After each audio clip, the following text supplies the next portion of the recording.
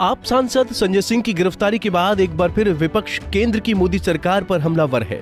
विपक्ष का आरोप है कि विपक्षी नेताओं की आवाज दबाने के लिए मोदी सरकार ईडी और सीबीआई का सहारा ले रही है। ऐसे में एक बार फिर सवाल उठने लगे हैं कि संजय सिंह की गिरफ्तारी के बाद अब अगला नंबर किस विपक्षी नेता का होगा। आज हम आपको बताएंगे कि यूपीए राज के मुकाबले एनडीए राज में ईडी के एक्शन में कितना बदलाव आया है। साथ ही बताएंगे कि संजय सिंह की गिरफ्तारी के बाद विपक्ष के वो कौन से बड़े नेता हैं जो ईडी की रडार पर हैं।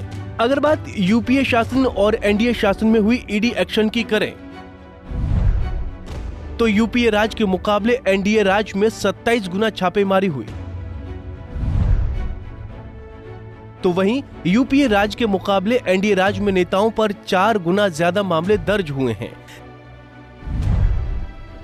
जबकि यूपीए राज में 2 पूर्व मुख्यमंत्रियों पर कार्रवाई हुई। इसके मुकाबले एनडीए राज में एक मौजूदा मुख्यमंत्री और 14 पूर्व मुख्यमंत्रियों पर कार्रवाई हुई। यूपीए राज में 3 मंत्री तो वहीं एनडीए राज में 19 मंत्री। यूपीए राज में 3 सांसद जबकि एनडीए राज में 24 सांसदों पर कार्रवाई हुई। इसके अलावा यूपीए राज्य में ना कोई एमएलए और ना ही किसी पूर्व विधायक पर कार्रवाई हुई, जबकि एनडीए राज्य में 21 विधायक और 11 पूर्व विधायकों पर कार्रवाई हो चुकी है। विपक्ष द्वारा ईडी पर सवाल उठाए जा रहे हैं। सवालों को लेकर ईडी ने अपना पक्ष रखा था और कहा था कि पीएमएलए के तहत मामले में नेताओं पर सिर्फ 2.98% केस, सिर्फ 9% केस में छापे मारे, 3% कम छापे नेताओं पर। 25 मामलों में ट्रायल पूरा हुआ, 24 मामलों में दोष सिद्धि, conviction rate 95%।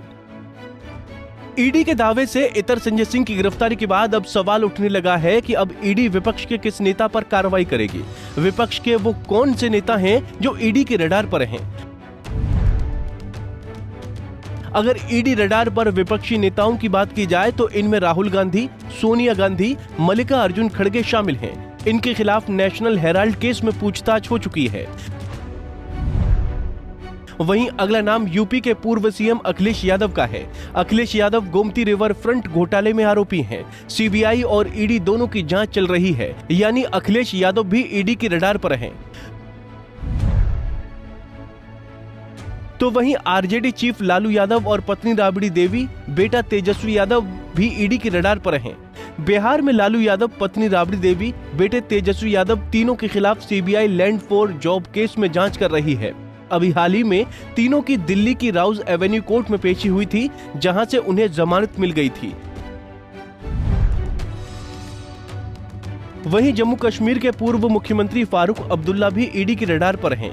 Farooq Abdullah Jammu Kashmir cricket association को मिले फंड की अनियमितता को लेकर ईडी की जांच के घेरे में हैं, जबकि बेटे उमर अब्दुल्ला भी मनी लॉन्ड्रिंग केस में ईडी की जांच के दायरे में हैं। इतना ही नहीं, जम्मू कश्मीर की पूर्व सीएम महबूबा मुफ्ती भी ईडी के रडार पर हैं। उनके खिलाफ जम्मू कश्मीर बैंक मामले में जांच जारी है। वहीं राजनीति के चाणक्य शरद पवार और उद्धव ठाकरे भी ईडी के निशाने पर हैं।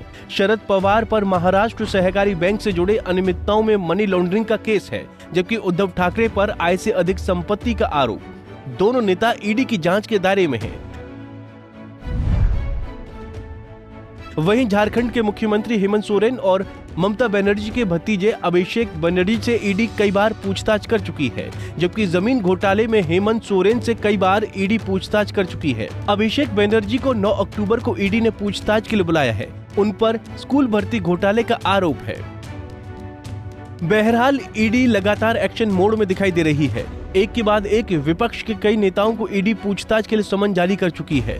अब देखना ये होगा कि संजय सिंह की गिरफ्तारी के बाद ईडी किसको समन जारी करती है। Bureau report, Punjab Kesari TV. हमसे जुड़े रहने के लिए हमारे YouTube चैनल को सब्सक्राइब करें और नई वीडियो की नोटिफिकेशन के लिए बेल आइकॉन को दबाएं।